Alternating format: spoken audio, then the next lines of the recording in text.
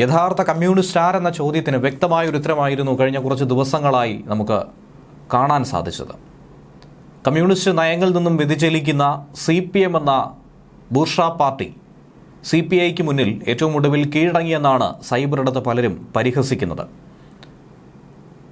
4 മന്ത്രിമാർ മാത്രം നിന്നുകൊണ്ട് ശക്തമായി ഒരു മന്ത്രിസഭയെ തന്നെ വിറപ്പിച്ച ഒരു നീക്കമായിരുന്നു കഴിഞ്ഞ ദിവസങ്ങളിൽ നമ്മളേവരും കണ്ടത്. മുഖ്യമന്ത്രി പിണറായി വിജയൻ ഒരു പതിറ്റാണ്ടിനിടയിൽ ആദ്യമായി CPIക്ക് മുന്നിൽ അങ്ങനെ മുട്ടുമടക്കിയതല്ല, മുട്ടുകുത്തിച്ചു.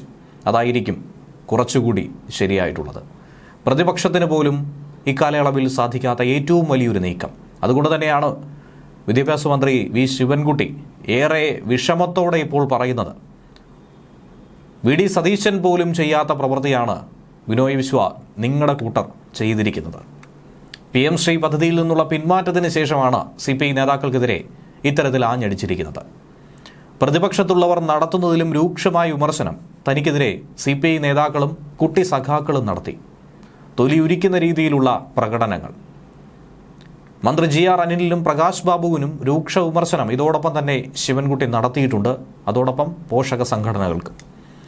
PM ശ്രീ പദ്ധതിയുമായി ബന്ധപ്പെട്ട് CPI നേതാക്കളുടെ പ്രതികരണം വളരെ വിഷമമുണ്ടാക്കിയെന്നുള്ളത് യാഥാർത്ഥ്യമാണ്. ഏറെ വേദനയും. അതിൽ എടുത്തു പറഞ്ഞിരിക്കുന്നത് മന്ത്രി GR അനിൽ CPI ഓഫീസിന് മുന്നിൽ വെച്ച് തന്നെ അപമാനിക്കുന്ന ഒരു പ്രസ്താവന നടത്തി. അനിലിനെ ഫോണിൽ വിളിച്ച ശേഷമാണ് ഓഫീസിൽ പോയതെന്നാണ് ശിവൻകുട്ടി പറഞ്ഞത്. പദ്ധതിയുമായി ബന്ധപ്പെട്ടുള്ള സമവായത്തിന് ശേഷമാണ് ഈ അതൃപ്തി ഇപ്പോൾ മറനീക്കി പുറത്തു വന്നിരിക്കുന്നത്. ഏറ്റവും അടുത്ത വിശ്വസ്തനായി കൂടെ നിർത്തിയ എല്ലാ പരിപാടികളിലും ഒപ്പം കൊണ്ട് നടന്ന GR തന്നെ തനിക്കെതിരെ ഇങ്ങനെ ഒരു പ്രതികരണം നടത്തുമോ എന്നുള്ള സംശയമാണ് എന്ന ആശങ്കയായിരുന്നു ശിവൻകുട്ടിയെ ഏറെ വേദനിപ്പിച്ചത്. ന്യായമായ കാര്യത്തിൽ നിന്നും അതിപ്പോൾ ഉറ്റത്തോടനായിരുന്നാലും ആര് പിന്മാറിയാലും നയങ്ങളിൽ നിന്നും ഒരു തരത്തിലുള്ള വ്യതിചലനവും CPIക്ക് ഉണ്ടാകില്ല എന്നുള്ള വ്യക്തമായ ധാരണ ഇതിലൂടെ ശിവൻകുട്ടിക്ക് കിട്ടിക്കാണും. ഇനി ബിനോയ് വിശ്വത്തെ കണ്ട് എന്തുകൊണ്ട് ഒപ്പിട്ടു എന്ന് വിശദീകരിക്കാനായിരുന്നു വിളിച്ചത്.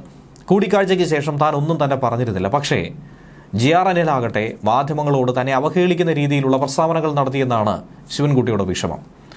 ഒരാൾ ഓഫീസിൽ വന്നാൽ സംസാരിക്കണമല്ലോ എന്നാണ് പറഞ്ഞത്. അത് മര്യാദയില്ലാത്ത സംസ്കാരമാണ്.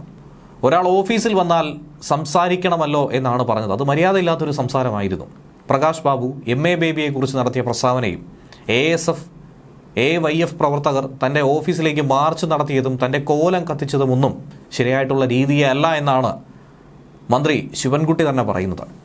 നിയമസഭയിലെ കസർത്തും കാര്യങ്ങളുമൊക്കെ മന്ത്രി ഇന്ന് മറന്നിരിക്കുന്നു എന്നുള്ളതാണ് യാഥാർത്ഥ്യം. മുഖ്യമന്ത്രി അടക്കം വിഷയം ചർച്ച ചെയ്തുകൊണ്ടിരിക്കുന്ന സമയത്തായിരുന്നു ഈ സംഭവങ്ങൾ നടന്നുകൊണ്ടിരുന്നത്.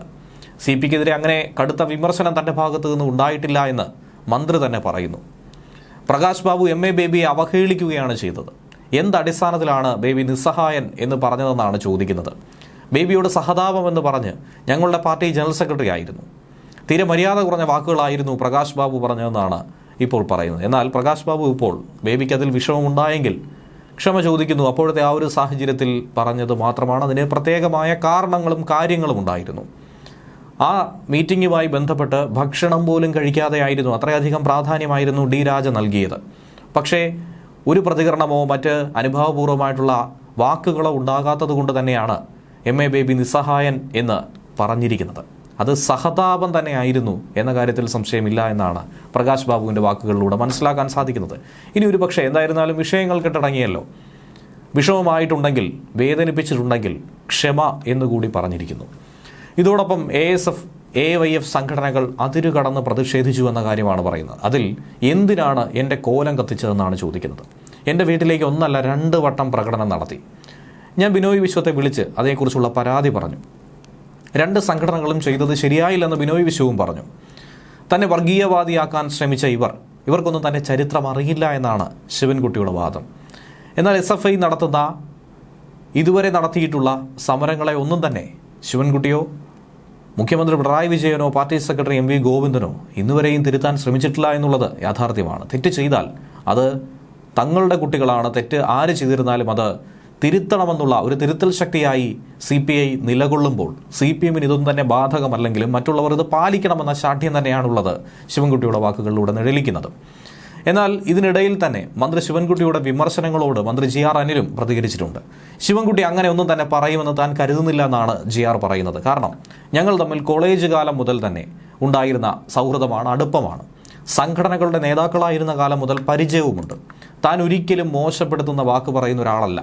അദ്ദേഹവും തന്നെപ്പറ്റി അങ്ങനെ പറയില്ല എന്നാണ് GRNLന്റെ വിശ്വാസം.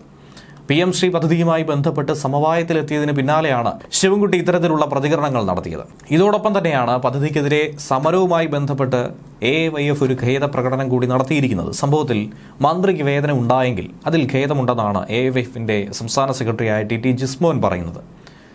മന്ത്രിയുടെ ജാഗ്രതക്കുറവ് മാത്രമേ ഇതിൽ ചൂണ്ടിക്കാണിച്ചിട്ടുള്ളൂ. AYFും ASFും കൈക്കൊണ്ട നിലപാടുകൾ തികച്ചും ആശയപരം മാത്രമാണ് എന്നുള്ള കാര്യം മന്ത്രി ഓർക്കുക എന്നാണ് വാർത്താക്കുറിപ്പിൽ പറഞ്ഞിരിക്കുന്നത്. CPI മന്ത്രിമാർക്കെതിരെയും AYF, ASF എന്നീ സംഘടനകളുടെ സമരത്തിനെതിരെയും മന്ത്രി ശിവൻകുട്ടിയുടെ പ്രതികരണത്തിന് പിന്നാലെ കൃത്യമായ ഖേദപ്രകടനം മന്ത്രിക്ക് ഇതിനോടകം തന്നെ കിട്ടിയിട്ടുണ്ട്. തൻ്റെ ഭാഗത്തുണ്ടായ തെറ്റ് അത് ചൂണ്ടിക്കാണിക്കുക മാത്രമായിരുന്നു ശിവൻകുട്ടിയോട് ചെയ്തിട്ടുണ്ടായിരുന്നത്.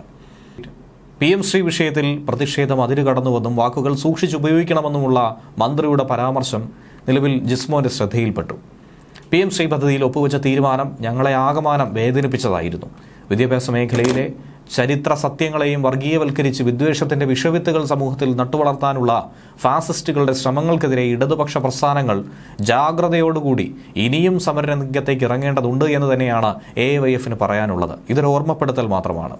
വിദ്യാഭ്യാസ മേഖലയിൽ വിപ്ലവകരമായ പരിഷ്കാരങ്ങൾ നടപ്പിലാക്കുന്നതിനും വിദ്യാഭ്യാസ സ്ഥാപനങ്ങളുടെ ഭൗതിക സാഹചര്യങ്ങൾ ലോകോത്തര നിലവാരത്തിലേക്ക് ഉയർത്തുന്നതിനുമുള്ള ക്രിയാത്മകമായ നടപടികൾ മന്ത്രി V ശിവൻകുട്ടിയുടെ നേതൃത്വത്തിൽ ഇടതുപക്ഷ ജനാധിപത്യ മുന്നണി സർക്കാർ കൈക്കൊണ്ടിട്ടുണ്ട്.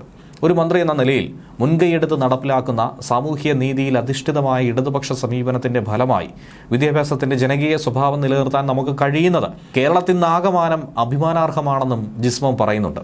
ശ്ലാഘനീയമായ നേട്ടങ്ങൾ അവകാശപ്പെടുമ്പോഴും നമ്മുടെ പ്രഖ്യാപിത നിലപാടിൽ നിന്നും വ്യതിചലിച്ചുകൊണ്ടുള്ള PM-ശ്രീ വിഷയത്തിലെ ജാഗ്രതക്കുറവിനെയാണ് ഈ രണ്ട് സംഘടനകളും ചൂണ്ടിക്കാണിച്ചിട്ടുള്ളത്. അത് ചൂണ്ടിക്കാണിക്കുക മാത്രമാണ് ഉണ്ടായിട്ടുള്ളത്. AYF സമരവുമായി ബന്ധപ്പെട്ട് ബഹുമാനപ്പെട്ട മന്ത്രിക്ക് എന്തെങ്കിലും തരത്തിൽ വേദന ഉണ്ടായിട്ടുണ്ടെങ്കിൽ അതിൽ ഖേദം പ്രകടിപ്പിക്കുന്നുവെന്നും സമരങ്ങളിൽ സംഘടനയുടെ പ്രഖ്യാപിത നിലപാടിന് വിരുദ്ധമായി എന്തെങ്കിലും പ്രവർത്തനങ്ങൾ ഉണ്ടായിട്ടുണ്ടെങ്കിൽ അത് പരിശോധിച്ച് കർശന നടപടി സ്വീകരിക്കാമെന്നുമാണ് TT ജിസ്മോൻ പറഞ്ഞിരിക്കുന്നത്. അതല്ലാതെ സമരത്തെ തെറ്റായിപ്പോയി എന്ന് പറയുന്നില്ല. അത് ആ ജാഗ്രതക്കുറവ് മാത്രമാണ് ചൂണ്ടിക്കാട്ടിയിട്ടുള്ളത്. PM-ശ്രീയിലെ തുടർ നടപടി നിർത്തിവെക്കാൻ കേരളം തീരുമാനിച്ചെങ്കിൽ പോലും അന്തിമ തീരുമാനം കേന്ദ്രം തന്നെ ആയിരിക്കും കൈക്കൊള്ളുക. CPIയുടെ സമ്മർദ്ദത്തിന് വഴങ്ങിയുണ്ടാക്കിയ ഉപസമിതി ഉടനൊന്നും തന്നെ റിപ്പോർട്ട് കൊടുക്കില്ല. തടഞ്ഞുവെച്ച SSK ഫണ്ടിലെ ആദ്യ ഗഡുവായ 300 കോടി കിട്ടാനിരിക്കെയാണ് PM-ശ്രീയിലെ പിന്നോട്ട് പോക്കും. PM-ശ്രീയിലെ തുടർ നടപടി നിർത്തിവെക്കാൻ കേരളം തീരുമാനിച്ചെങ്കിലും അന്തിമ തീരുമാനം കേന്ദ്രം കൈക്കൊള്ളും. CPIയുടെ സമ്മർദ്ദത്തിന് വഴങ്ങിയുണ്ടാക്കിയ ഉപസമിതി ഉടനൊന്നും റിപ്പോർട്ട് കൊടുക്കില്ല എന്ന് വേണം കരുതാൻ. തടഞ്ഞുവെച്ച SSKയിലെ ഫണ്ടിന്റെ ആദ്യ ഗഡുവായ 300 കോടി കിട്ടാനിരിക്കെ ഇങ്ങനെ ഒരു വിഷയം ഉണ്ടാകുമ്പോൾ അതെന്താകും എന്നുള്ള ആശങ്ക ഇടതുപക്ഷത്തിനുണ്ട്. ഒരാഴ്ച നീണ്ട PM-ശ്രീ വിവാദത്തിനൊടുവിലായിരുന്നു കേരളത്തിൽ U-ടേൺ അടിച്ചത്. കരാറിൽ നിന്ന് പിന്മാറാൻ കേന്ദ്രത്തിനാണ് അധികാരമുള്ളത്. ഇവിടെ കേരളം പിന്മാറിയത് ഒരു വിഷയമേ അല്ല, സാങ്കേതികമായി തുടർ നടപടി നിർത്തിവെച്ചതായിരുന്നു. ഒപ്പിട്ട ധാരണാപത്രം പഠിക്കാനാണ് ഉപസമിതി വെച്ചത്. സമിതി ശരിക്കും വിവാദം തണുപ്പിക്കാനുള്ളൊരു നടപടി മാത്രമെന്നേ ഈ അവസരത്തിൽ പറയാൻ സാധിക്കൂ. ഈയടുത്തെങ്ങും സമിതി ചേരാനോ റിപ്പോർട്ട് നൽകാനോ ഉള്ള സാധ്യതയില്ല. ഉടൻ തദ്ദേശ തെരഞ്ഞെടുപ്പ് വിജ്ഞാപനമിറങ്ങും. പിന്നോട്ട് പോകലിന് വിദ്യാഭ്യാസ വകുപ്പിന് വലിയ തിരിച്ചടിയായിരുന്നു ലഭിച്ചത്. കേന്ദ്രം നടന്നുവെച്ച ഈ ഫണ്ടിലെ 925 കോടിയിൽ നിന്നും 1/3 കിട്ടാനിരിക്കെയാണ് ഇങ്ങനെ ഒരു പിന്മാറ്റം കൂടി നടന്നിരിക്കുന്നത്. SSKയും കേന്ദ്ര വിദ്യാഭ്യാസ മന്ത്രാലയവും തമ്മിലെ നടപടിക്രമങ്ങൾ ഏറ്റവും അവസാനത്തെ ഘട്ടത്തിൽ പോലും എത്തിയിരുന്നു. വിദ്യാഭ്യാസ വകുപ്പിലെയും SSKയിലെയും ഉദ്യോഗസ്ഥർ അവസാന നിമിഷം വരെ കരുതിയത് പിന്നോട്ട് പോകില്ലെന്നായിരുന്നു. പക്ഷേ കേരളത്തിന്റെ പിന്മാറ്റം കേന്ദ്രം കൃത്യമായി തിരിച്ചറിഞ്ഞു. ഈ സാഹചര്യത്തിൽ ഫണ്ട് വിതരണം അനിശ്ചിതത്വത്തിലായി എന്ന് പറയുന്നതാകും ശരി. ഫണ്ടാണ് പ്രധാനമെന്ന് വിദ്യാഭ്യാസ മന്ത്രി ആവർത്തിച്ചു പറഞ്ഞപ്പോൾ, നയം മാറ്റണം, കാലോചിതമായ മാറ്റം അനിവാര്യമെന്ന് പറഞ്ഞപ്പോൾ വെട്ടിലാവുകയാണ് ചെയ്തത്.